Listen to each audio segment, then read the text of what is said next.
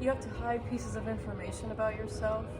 Like, you just aren't important in a dominant culture. Well, I have a theory for you. Muted group theory is the basis of oppression that minority groups face in our society today.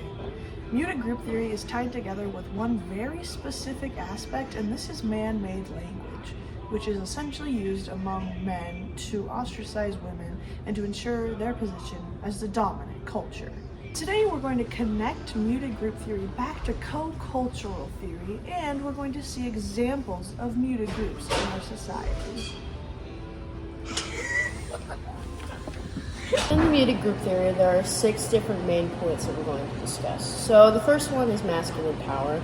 Women experience the world differently than men do, and it is never open for discussion because men just think that their power is at the top. Everything that they experience matters, and that is the only thing that matters.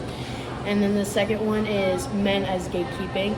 So this one has to do with the male stream expression. So that has to do with the mass media and how all the mass media is ran by men, and they get to choose what's out in the media, and women have no power in doing so.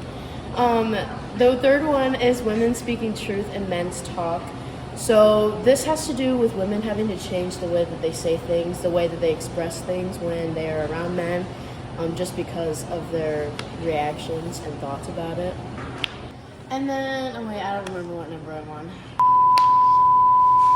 4? Okay, and then the fourth one is speaking out in private.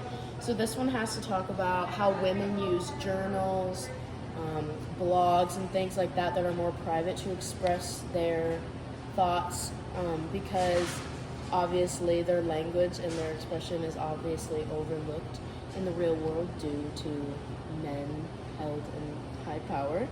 And then this fifth one is the feminist dictionary. This kind of focuses on the man-made language that we talked about earlier.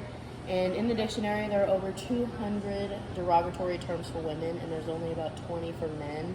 So if we don't see a need for change in that, we have a problem, and that's what this theory is for. And then the last one has to do with sexual harassment. So this one just has to do with men using their power to their advantage to take advantage of women.